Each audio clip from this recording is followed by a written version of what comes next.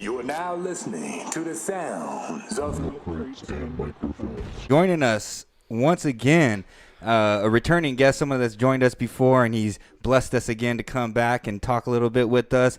It's our friend Orko Elohim, and he is joined by another hip-hop legend straight out of the hip-hop group Company Flow, legendary crew. You might know him as Big Just. Thank you so much for joining us, fellas. We really appreciate you. Go. Hey, we're pumped to have you guys on. Orko, thanks for coming back. Big Just, we're fucking excited to have you on because we're huge fans of your work. Yes, sir. Yes, sir. Good to hear, man. Hell yeah, and we're excited to hear a little bit about this new project that you just came out with. I mean, we want to know a little bit more about the Nephlim Modulation Systems album, the fresh one that's coming out soon. Maybe we can get an exact date. We don't know yet. But, you know, first off, 50 years of hip-hop, you know, a wonderful birthday for, you know, a genre of music that's just been so prominent in the world, you know, and it's really inspired a lot of people. You know, how did Big Just, you know, how did you get involved in making music for hip hop? What was your way in? Who'd you listen to growing up? Did you have any like early inspirations or any music that was introduced to you by some friends or family that kind of put you into the game? Well, my way into hip hop is through writing. So I was a writer way before, you know, I touched the mic. But, you know, I'm a child of New York City, so I grew up with all the park jams, you know, park jams happened around me regularly in Jamaica, Queens. So that was my introduction, I guess you would say. And some of the early, you know, mixtapes that was out on the street, a lot of people used to kind of bite DJ Flowers. You know, there was a lot of Flowers style mixtapes out on the street. Yeah. Some of the earlier breaks, not even really hip hop yet. Mm-hmm. I don't know. So yeah, that's pretty much my introduction, and I kind of went back and forth from Queens to Uptown to Harlem and back. So great people. And then the East Coast, I mean, a lot of people say, you know, allegedly at least, the birthplace of hip hop. That's what they say. That's what they say it's from. Out in New York, Brooklyn, right? So, I mean, coming from the East Coast, what kind of music were you hearing early on, you know? Early on, stuff like Last Night a DJ Saved My Life, Love is a Message, McFadden and Whitehead, Ain't No Stopping Us Now. Damn, the club hits. Oh yeah. Hey, and then you know, Funkadelic, you know, Funkadelic was big. Mm-hmm. It was huge. Yeah. So, and then there was a lot of, you know, there was a lot of battle with rock. So there was definitely a lot of Led Zeppelin. It was everything. It was like a cacophony of everything basically going on in New York, including the start of disco, which is, you know, a couple of years earlier than hip hop, but they kind of came up together. So I grew up listening to everything, the music in the bodegas, you know, salsa. You would literally hear everything. It just didn't matter where you was at that point in time. Yeah. Yeah, it's a beautiful thing about growing up in a big city like that is it's a melting pot for a lot of different cultures and music and a lot of shit, and you get to learn a lot and you get to grow together, definitely. What was it like walking around those streets and running into other rappers? Were you getting into battles? Were you freestyling on the corner a lot? Or were you more just like, I'm going to write and record my shit in the studio? I didn't, you know, I was literally a writer. I wrote on trains. I never thought myself to be an MC because from the earliest iterations, MCs was like the cats who had jokes and were shit talkers and, you know, just the kind of the loudmouth of the neighborhood who could snap on you in a second. So I was like a little kid. Like I wasn't really into that. I was really into hitting them trains. So that was my education to hip hop, you know, from the start. I was a grizzled graffiti vet way before I even touched the mic. Yeah. Damn, were you getting up on buildings too, or just mostly trains at the train station? You guys had hella trains back then. Out here, when I was a kid spraying, we didn't have trains. We had bridges and buildings and shit that we'd get on. But like train stations, I see videos of dudes at like train yards on the East Coast, and they're just blasting shit. Were you mostly just in train yards? Nah, I was in trains, buses, streets, tunnels. Basically, I was just getting up. Oh, It was just all about getting up, basically. My one of my main favorite movies growing up as a kid was Style Wars. Just super sick. Just the way they say, I got to go all city. And they're trying to catch that white boy that's fucking everybody's shit up the whole time. We're going to catch you. You keep tagging over our shit. That's a good movie, man. It just kind of gives you the insight of how it was back then and East Coast too, and how it's changed, you know? It was about really going all city and just putting your name out there. So that's what I was into, get my name up that way. Yeah. So I felt like I had the key to the city way before I even touched the mic. That's amazing. That's amazing. How old were you when you first signed your first deal, or when you started like making music, making money, and going on tour and shit? How old were you when all that started happening? Like 21, 22, basically. So we wasn't really, we didn't start off signing deals and stuff. We put our stuff out independently. Mm-hmm. We were known for our independent game just as much as we was known for just tearing the mic up. Yeah, the hustle, the independent hustle, which is, famous out here. We're out in the Bay Area, and like Living Legends, Independent, and all those dudes, High Row, all those fools found an independent lane, which is beautiful thing about hip hop music is there's so many different lanes. You could just stay in the lane and you could do this, or you could jump a lane and get into there. When was it that you started Company Flow? Company Flow started with LP first, and then I was attached to a record label with my man Antex, and rest in peace Jesse Libre. We started a record label called Libra. And Company Flow was basically LP by himself at first. And Libra put out his first single, which was Juvenile Technique. And so I was kind of working the label, but then we had a studio together, and it was just kind of an artist versus the label type of mentality kind of really started happening, and I kind of went with the artist over the label, which was kind of like going against my best childhood friend growing up. Yeah. So he wanted to be part of the cutthroat label committee, and treating artists like crap, basically. Which it's not. I'm not putting that on him. That's just how all labels think. They just think they bigger than artists. So they think they're the ones making everything happen. And then for the most part, a lot of that stuff is true, but it wasn't like that with me. I grew up with it. I grew up with him. We both kind of came up trying to get on around the same time. And it was always about putting our records out independently, trying to put out. It was never really about trying to get down from label. Hell yeah. Yeah, I know there was a lot of issues that happened with Raucous Records and some of that type of stuff. But Company Flow, just an iconic group in general. I mean, you guys made a lot of trailblazing music out in the East Coast, and just the sound and the style of raps you were doing over that crazy production. But Nephlim Modulation Systems also has some pretty wild production too. Orko, just kind of getting you in the conversation here. When did you first cross paths with BIGG JUS? Well, first, how I got into hip hop was my sister was a part of this world famous marching band inside Mount McGill in 1985, and they would go on trips to the East Coast of New York, and she would always bring back mixtapes.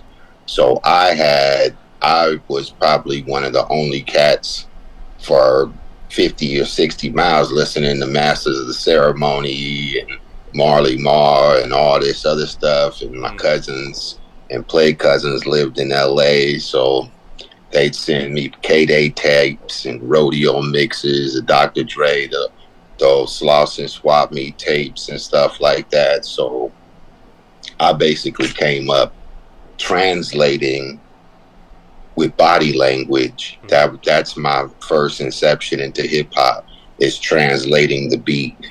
And after I was a jock for a few years, I was juggling a lot of sports. I'm from Southern California. We got the sun. I juggled a lot of sports. And then I got fucked up, man, running safety on a punt return. Damn. These 6 motherfuckers fucked me up. I walked home, turned on a Tribe Called Quest, and started juggling the many talents that drew towards me. I'm a master of many talents. Yeah. So that drew me being focused into my craft and like taking matters into my own hand, like we're talking about independent music, me not being scared, me just knowing I had being driven from an early age and knowing that I had something special, a spark inside of my chakras, something that I wanted to unleash on the world. And that allowed me to make crop formations. Well, first link up with my crew of brothers from my neighborhood that I love so much, the Masters of the Universe. Mm-hmm. First we were House Clan, then we were No Soul, like from our dance group to our graffiti crew, many different elements and inceptions of hip hop till we got to Masters of the Universe. Wow. And started dropping my music. And by me not being afraid and taking those steps to drop that music, the universe brought company flow to Aaron's Records, where Milky Wayne was working with John, with my good brother John. They do an in-store there. My other brother Taylor Tosh comes and gives Big Jus a copy of crop formations, and the rest is history. I always enjoyed going to a smaller show than I ever did going to a big venue, you know? I feel like you get way more out of it. This shit is straight Jim and the holograms. Yes. Orko, being out of San Diego, do you remember Access Hip Hop, that record shop out there? Of course. Okay. My brother Mark. Not only do I remember Access Hip Hop, I go back with Mark to the days of the Access mail order 1-page photo over. Like, I go back to where we did this snail mail phones and beepers, you know what I mean? Yeah. So when I started working with Access, all, you know, what he had for sale on one page was a couple of Living Legends things, which it wasn't even really Living Legends at that point. It was, I think it was just Mystic Journeyman, and they was putting together Living Legends, and they had all the solo artists and stuff like that, and Freestyle Fellowship was selling their stuff up in there. So Access and Terrence from Point Blank, they were the first mail orders, and then P- with Attack came through, and shout outs to P-. But Mark, I would always run into Mark around Zoomy, rest in peace, you know, Zoomy, you know what I mean? Yeah. In the Bay Area, anytime I'd be at People's Park for hip hop in the park and stuff like that, I'd run into Mark, and I thought Mark was from the Bay. I had no idea he was from San Diego. So after 9/11, when the towers fell and I found myself stuck in San Diego, I just heard all this like whispering, oh, there's an underground hip hop shop opening up in San Diego. There's an underground hip hop shop. So I walk up and I go over there. I'm like, oh shit, it's Mark. Oh fuck. That's you know what I mean? So you know, that's a tight story. Yeah, I lived in San Diego for 4 years. I was stationed in the military out there for 4 years. But I huge underground hip hop head. Somehow I just found Access Hip Hop, and I was like, dude, this is fucking for me. You know, like this is exactly what I'm looking for. You know, where was you walking on Grand? Was you just walking down? Yeah, I was just walking around that area. You know, and just stumbled upon it. Yeah. Bro, man, you found a jewel. Oh, I really. That's kind of far off the end of, not even close to the pier. That's like a mile and a half away. Yeah, off the beaten path. The universe was pulling me in, man. I'll tell you that. Yeah, yo, Access had a beautiful run. While we're talking about Access, I want to give a shout out to everybody who ever walked through those doors, all the people around the world that bought our music, all the interconnectivity that we have with the artists, the in-stores, all of my friends that work there. who went off and did very big things and big, beautiful things. A real dope run. A real tremendous. Hip hop is filled with a lot of dope runs. Sometimes people get really sad when things come to an end, like Low End Theory or Access Music or certain things, but it's really important for those things to have their moment in time, and then something else can be born. You know what I mean? So shout outs to Mark and the whole Access posse and everybody out there at the beach, man. Yo, thank you for your years of service and taking our music from our heart and souls and putting it around the world, yo. People don't even really know Mark. He wasn't really marking up those damn records. Yeah, no. He was like barely turning a profit. Yeah. Like, I don't even want to say he was losing money the whole time, but that shit was not about money. It was really about independent underground hip hop and him actually believing in that and like, you know what I'm saying? Different outlets and different outlets and Definitely. things they didn't even know about, artists they didn't even know about. An album will turn you off. You go look it up, and it's fucking $35. Yeah. You're like, I'm not buying that. When you go somewhere, you pick it up for $12.99. You're like, I was paying like looking to buy it. You know, all those records that people are selling for hundreds of dollars on Discogs, they bought them at Access. Exactly, right? I know. I see that too, and I'm just amazed how much some albums go for. I mean, these things are collector's items, yes, but just the prices they used to be compared to how much people are selling for now. That's what it is nowadays. But I mean, classic pieces of hip hop history. So I was gonna say that, like, me and Just is like, planets moving around the same star. You know what I mean? Yeah.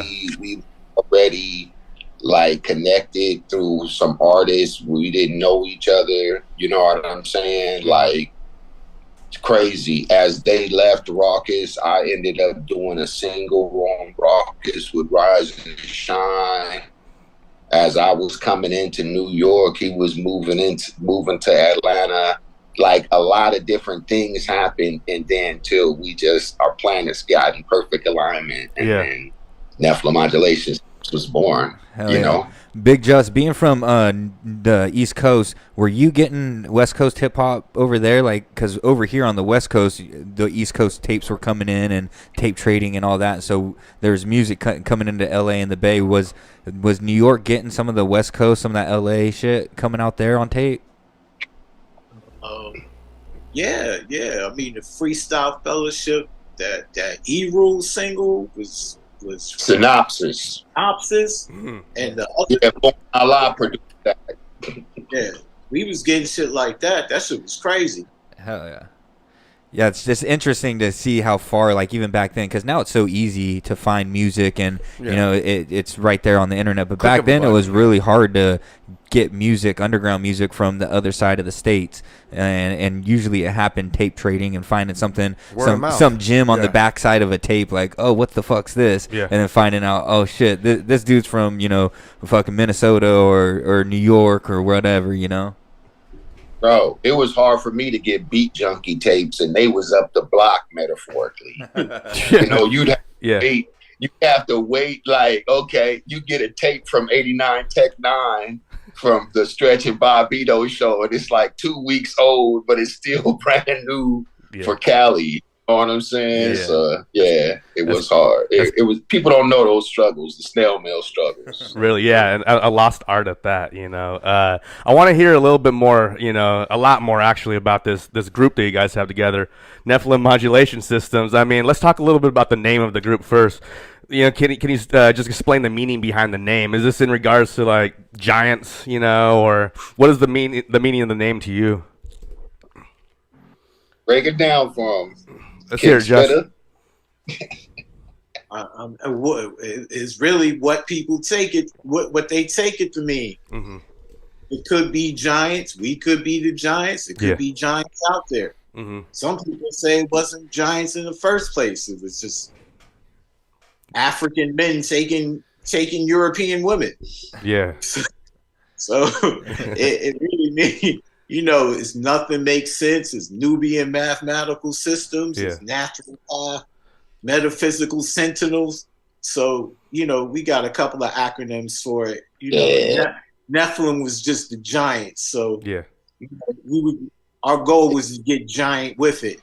And that's what we set out to do. You guys have a giant sound, you know, definitely. The albums are, you know, different sound, you know, different sound of its own. It stands out. A loud production. Larger The lyrics are just, you know, metaphorically wild, you know, like they have my mind boggled, but talking about some apocalypse type stuff and transhumanism and just different stuff like that, you know. What was the idea behind the group, you know? It's just, what were you guys envisioning that first album to sound like? Nothing like that. Yeah. Nothing like that whatsoever. We were really trying to just make some futuristic, dope music. It's just the times we was living in. The times is really fucked up. It was right around 9/11. You know, and that really hit close to home because, you know, the record label I was running was just a couple of blocks away. And then, you know, Company Flow, we used to live across the street from the World Trade Center. So we were there when it blew up in 93. So we were around when it blew up in 9/11. And it was really the times that shaped the sound of In a Mess. You know, that's a good way to put it. We wanted to do something different, but really the times changed that record and made it what it was. Yeah. Right. I mean, hey, I can see if the aliens are coming and they're invading Earth, man. Like that's the music they're playing, or they're either, you know, like it's just some futuristic. What are you talking about, man? What are you talking about? We've been here. You've been listening to an alien. How long? Exactly. I mean, for sure, right? Or they're already among us. You know, were you guys always people who questioned what they were told and taught, and you know? Yeah. Well, I alienated myself from the society a long time ago. There you go. And I've been, you know, dancing to the drum of my own beat for a really long time. But I would just say that, like, NMS, the inception of it was we are making music that is timeless. So you're like in, you know, zero base, like the Matrix, everything, the blank room. You know what I mean? It's no time to it. So when you're scientifically making art like that, with that love, the commitment, the focus, I mean, we were about 45 minutes away from Atlanta. We barely bopped up to the city. We bopped up there back and forth a couple times, but we were really in Noonan, locked in into the loft. We had our program of waking up in the morning, going for walks, thinking about what we were going to do for the day, coming back, firing up the equipment, going through beats, pushing each other. We never let either one of us half-ass do a get down. You know what I mean? We would always that one word right there, yo, the fifth bar over to the left. It was almost like a Voight Comp, you know, from Blade Runner, you know, like fake Voight Comp. It was like right there, the 28th word right there. You kind of breathed a little bit different. But it was that level Thelonious Monk precision and Sun Ra precision that allowed us to craft this album, and to be able to be that cool with your brother to where we can pull the best out of each other. That's the reason why our records sound the way they do. It's because we're not holding back. We're maximizing on our potential, our creativity, and our time, and we're putting that all into one, capsulizing it all into one sound recording. Damn. When you're deciding on picking a beat and trying to go about that, are you flinging through all kinds, or do you just, you know, the sound you're looking for, so when you hear it you're like, that's the one, or you just have so much at your dismay you can be like, next beat. How's that work for you? Well, I take the step of being like a natural foodist. The same way I care for my food and my health is the same way I care for my sound. Yeah. the store is the record store. This may be the grocery store, the co-op. I go there, I get my sounds, you know, my produce. I go back home, I chop it up nicely, I prepare it, I pray over it, and I create an intention, and I start collaging. And me and Big Jus, we being producer MCs, us both, you know what I mean? We have like different unorthodox approaches to our craft. Mm-hmm. Sometimes it's starting with bass, sometimes it's starting with a droning sound. Mm-hmm. You know, we can't, when we're to be avant-garde, you can't fall into systems and try to break systems of systems and get locked into that system. Mm-hmm. You know, it's about always flowing. It's about staying in your ritual of creativity and producing. And we do that well. Yo, Big Jus, what type of like, I don't know if you want to spill the beans on any VSTs or any equipment that you've been messing around with, tinkering with, but you know, since we talking producing, you know what I mean? Yeah, I don't want to drop the beans on too many things, but secrets, you gotta keep them. All throughout, I basically use different equipment. Like whatever someone's using an MPC, I went the other direction. Mm-hmm. Right. It's always been like that. And that's, you know, it allowed me to put my hands on a bunch of equipment to try to figure out what I like, what I didn't like, and to produce different sounds, basically. So I'm always in search of a sound that somebody else is not using. Just like I'm always in search for words that people ain't using. Every joint I do, I try to think of a word that nobody has used before. Yeah. So it's the same way with equipment, same way with production. And we been had an ear for it. Mm-hmm. And I'm wagging to say that any artist that is proselytizing like one piece of equipment or one DAW isn't really a musician to me. You know, it's not about the DAW. It's not about the machine. It's about what you're doing with it. You know what I mean? We all got the same samplers. We all got the same software. Mm-hmm. But what we don't got, we all got different touch and emotion connected to that touch. So it's kind of really about what you're doing with it. You know what I mean? Yeah. I love that idea of always being so free-flowing and not getting stuck on one idea, that you're just you eliminate so many different options and possibilities creatively and artistically. You guys are really, really good at switching up the style with your flow as well. Not always coming, because nowadays you listen to hip-hop, it's like everybody wants to sound like the next person, and back in the day, it was like the whole goal was not to sound like the next person. And what you guys really do, I could listen to a song from you, you know, one song to the next, and it sounds like two different artists. Is that something that you're conscious of, or is it just one of those things you're just free flowing? It is definitely something we're conscious of, because you want to introduce different styles. That goes back to writing. Mm-hmm. You want to have different hand styles. You want to do straight letters. You wanted to do burners. You wanted to destroy shit. It's the same way with touching a mic. It's it's wordsmithing, and it's coming up with different flows. It's what you're supposed to do. Yes. Hey, I want to know. So you guys dropped "Woe to the O Land" in 2003, "Imperial Letters Protection" in 2005, and then there was that long hiatus, that break in between, and then you guys are together again, making music, getting ready for a third album. Why the long hiatus, and why the motivation to come back together for a third album?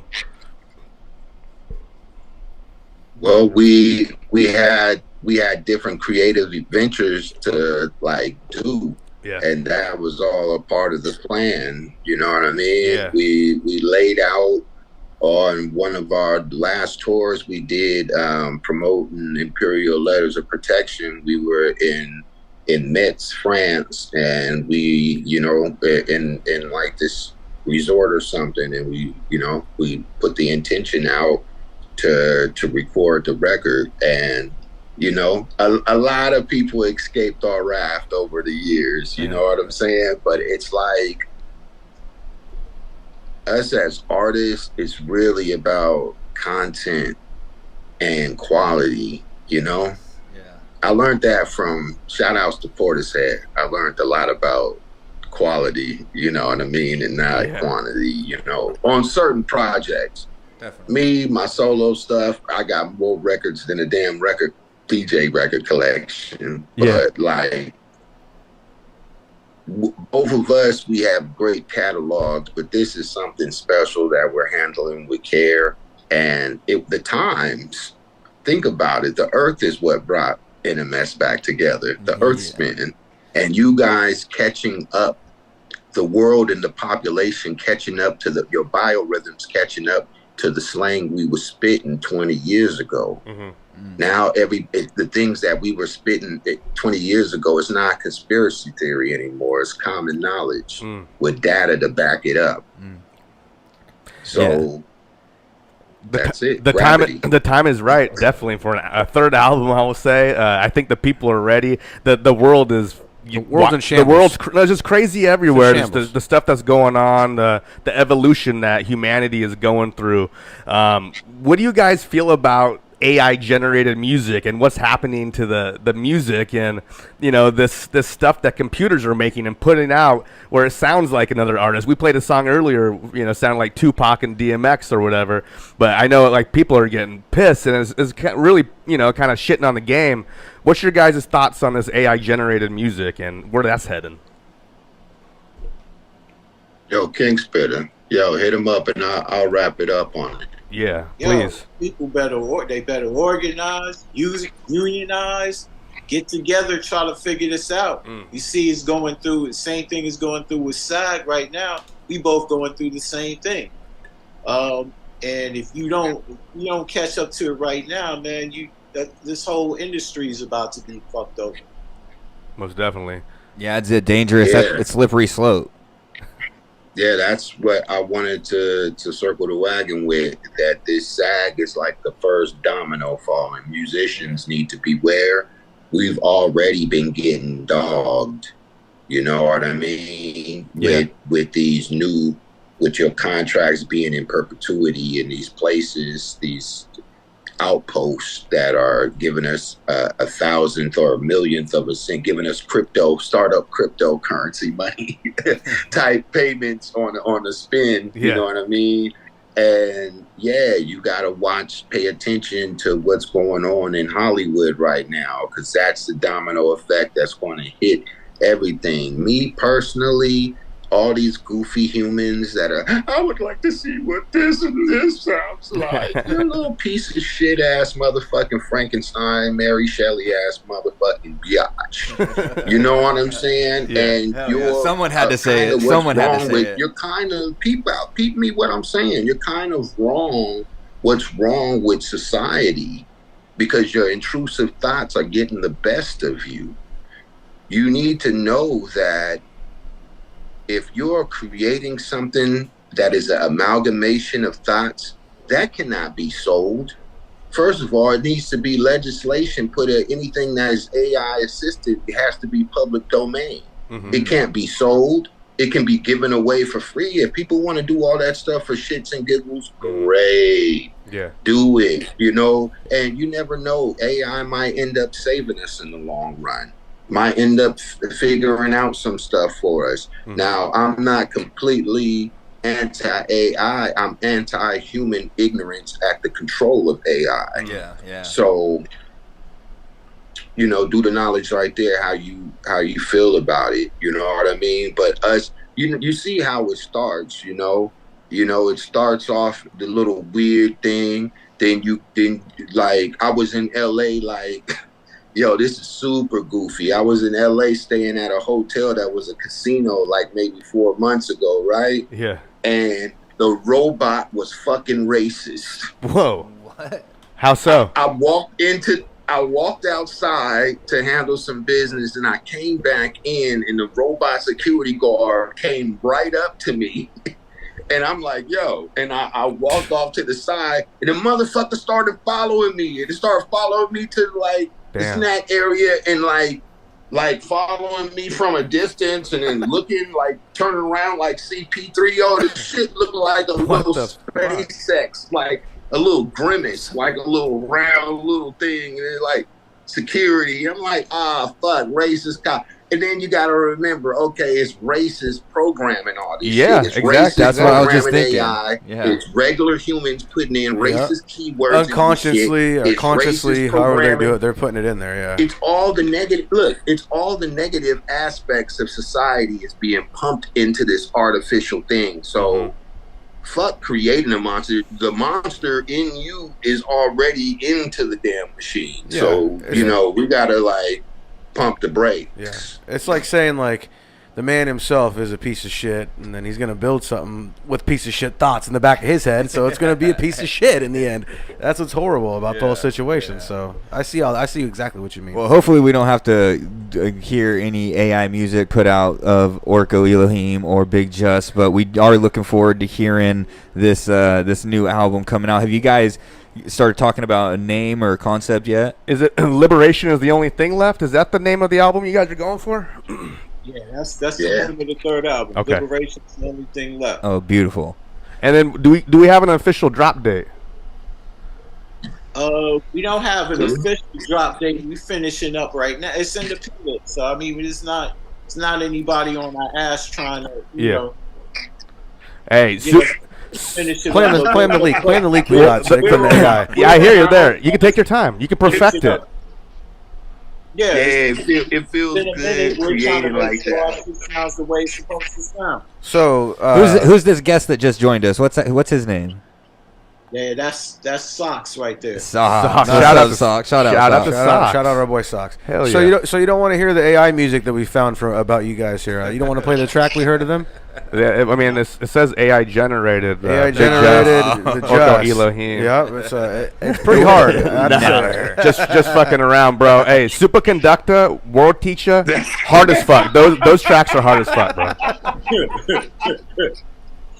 Hell no, bro. My fault. My hand was on the button, bro. That's hilarious. Oh God, my hand was on the dial tone. No, I'm just playing. No, Superconductor. What are you saying? No, I'm just saying Superconductor, War Teacher, both super hard tracks, man, and just like those little tastes right there. I'm wanting more, and I'm hoping it comes soon. How do you guys work out the production efforts for each album? Do you guys just kind of decide who's gonna work on what track, or do you guys both team up for each track, or how do you work out that?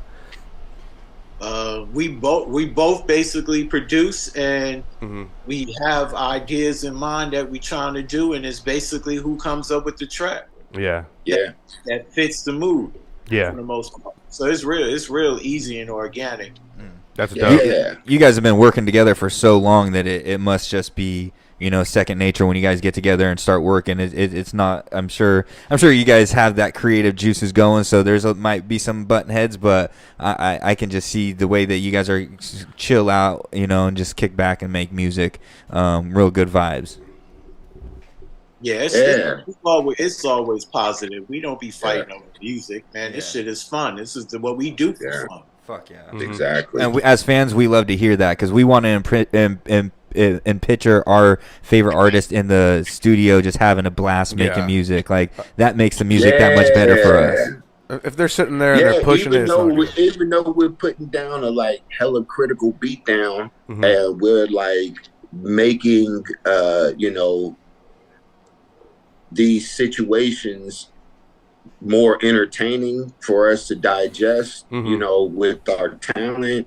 We're still having fun, loving, you know, the drum wars, you know, it's all about pressing buttons, you know, pushing squares and, you know, twisting knobs, you know, we're always having fun playing with frequency. We're avid into sound, into production. And then the fun crush. We both got that. Yeah, straight up fun crushing. Like the new album, I would say that like Superconductor, that's what every human has the ability to do, you know, metaphysically. You have the ability to not only supersede what's coming against you or coming out of you, but you have the ability to superconduct. So that was our vibe, to like really inspire humanity to really, you know, lift themselves up. And I feel that War Teacher is, for all of the different atrocities that we've had in this country, it's like who is the original War Teacher? Mm-hmm. I would say ask yourself that question when you're listening to that track. Mm-hmm. You know, is it your parents? Is it the system? Is it society? Is it war itself? Is it the television? Mm. Your cell phone is the War Teacher, with all of these violent acts being streamed and downloaded into your consciousness rapidly. I mean, who's the War Teacher? So you can always expect Big Just, Orko Elohim, the Nephlim Modulation System team to come up with creative, concentrated concepts. You know, our music always says something. No bar is wasted. Mm-mm. You know what I mean? No bar is wasted. 50 years of hip hop. You know, let's start celebrating, you know, 50 years of skill. Let's celebrate 50 years of skill, 50 years of crushing whack MCs, you know what I'm saying? And preserving the art, you know what I mean? Mm. So Nephlim Modulation System is always going to do that. That's you deep. Know what I mean? Yeah, that's deep. We love that. Your music is deep. It sends a deep message for sure. Yeah. You know, we want to let you guys go in a quick minute here, but before that, hey, Orko, what do you think about this Hurricane Hillary heading towards your homeland, man? Would you ever think that something would be heading over towards San Diego, like they're saying it is, or what's going on here?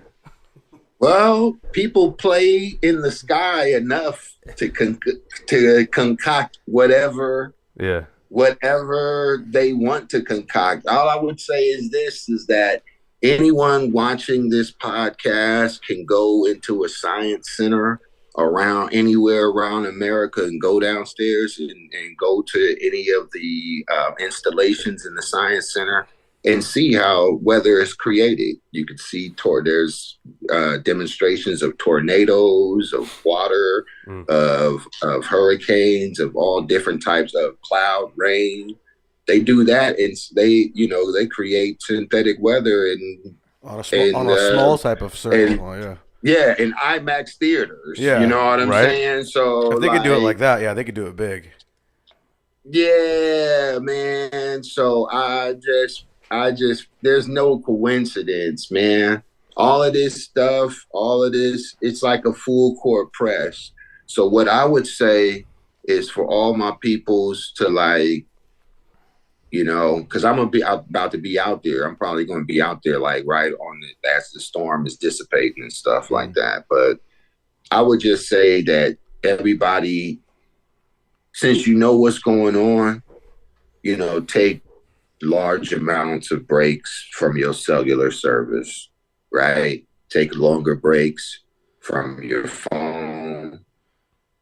You know what I mean? Because there's no use in your biorhythms breakdancing over something that you can't control. Your body, your shock, everything, your heart pulsing, the rage, the fear.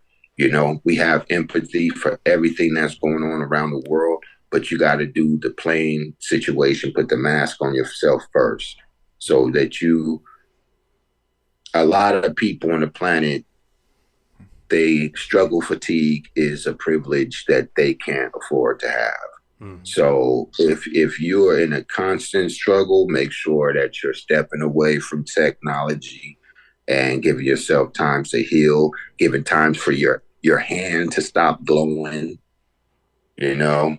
Deal with your shungite and all that stuff like that. But step away from it. And all my people's in SD, man, make sure your gutters are clean. Make sure, you know, if you're in low-lying areas and Golden Hills and stuff like that, put your stuff up, you know what I mean? Unplug your gear, put it up, put everything up, like, you know, put everything up like 10 feet, bad. You know what I mean? Use that garage space and don't play games with nature. You know what I'm saying? They're saying category 5. Yeah. Yeah, hopefully it dissipates before it hits landfall and it's not too bad, but it's better to be safe than sorry, and we appreciate. I call up Allstate right now. Man, you got like, you know what I'm saying? You got 200, 300, you got some money right now. You better get that coverage, Joe. You better get that coverage. Get that dude Mayhem from Nationwide. You need that home insurance, everything. Pictures of your gear and get that coverage cracking tonight. You know what I mean? Yeah, they're saying it's pretty devastating. Category 5 hurricane winds up to like 30, 40 miles an hour. They're saying it's pretty bad. Yeah, well, Hurricane Hillary Harp is coming quick, so watch out. Batten down those hatches because she's coming. Did you just say Hillary Harp? Well, the name of the hurricane she got a last name. Hurricane Hillary, and I threw in Harp at the end Harp there because Harp fucks with the weather, and Hillary is horrible. Hillary's harp? Holy shit. That is one instrument you do not want to fucking hear. There you go. That is like the sound of pure evil. A superconductor. That's the suicide yourself. Yeah, that's what that is. Hey, Orko, I've been a fan since the Psychotic Alien. Big Just, I've been a fan since Fun Crusher Plus, man. Legendary album there. Thank you so much for fucking joining us tonight. Yeah, we really appreciate your guys' time for joining us on this Friday night and making it work out. And we're really, really excited about this new album coming out and can't wait to hear it. Love the new shit. And thank you once again for joining Milk Crates and Microphones. Yeah, definitely. Yo, before we break out, fam, I want y'all to be on the lookout for the War Teacher video we got coming up. Dope. And our next single is No Man. We're about to be rolling out very soon. Big Just got a really dope album coming out this fall with Fat Boy Sharif and records working with Kiki. Nice. I just did the Get Down with my brother, Scatterbrain. We got our record, Let's Take a Trip, cracking right now, doing a lot of good positive press. And we want to thank everybody for supporting us and continually supporting us on our mission and supporting this real boom bap skills and craft and art form, word, sound, and power. So thank you so much for following us and be in our community, because we don't have fans, we got community. Oh yeah. And let's move forward together with love and light. You know what I mean? Well, thank you guys very much for thank you for continuing to be a positive influence in the community and in the scene, and continuing to do what you guys do for hip hop and for doing it for so long. Two of the busiest MCs in the game. Yeah. And last thing, before you go, for anybody in here that might be watching that doesn't know how to find you, go ahead and let them know how they find you and how they can get a hold of all your new stuff coming out. Well, you guys can go to our Bandcamp page, Nephlim Modulation Systems. And you can also go to orko.space and find us. We also have outposts on all the social medias. Go to Chess Management. For anybody, look us up on Chess Management, on IG, also on Twitter. Big Just doesn't do social media, so I'm kind of the ambassador when it comes to social media. So you guys can just connect through me, and we're basically taking our shows right now. You know, we've been practicing our show, our sound clash, so we're networking and doing the business and stuff like that. We got a lot of good things planned for you guys. So thank you for continuously and waking up. Thank you for your soul, body, and mind, and waking up to this reality and to this information that we've been dropping for years, and this knowledge being dropped over beats like Q-Tip said. You know what I mean? Hell yeah. Before I leave, I want to give a shout out to my brother Big Just too, because he's a legend out there, and like mad fools be like biting his style and shit and making like you know, straight up like careers off of biting his styles, and you know what I mean? As legends and stuff, when fools is doing that, like, don't ever come around us acting like you too good. You know what I mean? When you done stole your whole script off my desk, you know what I mean? Just be humble. It's all love, but don't forget we B-boys and we know what's good. So I'll just say, give back, show back some love. You know what I mean? Y'all made a career off my dude's sound and voice.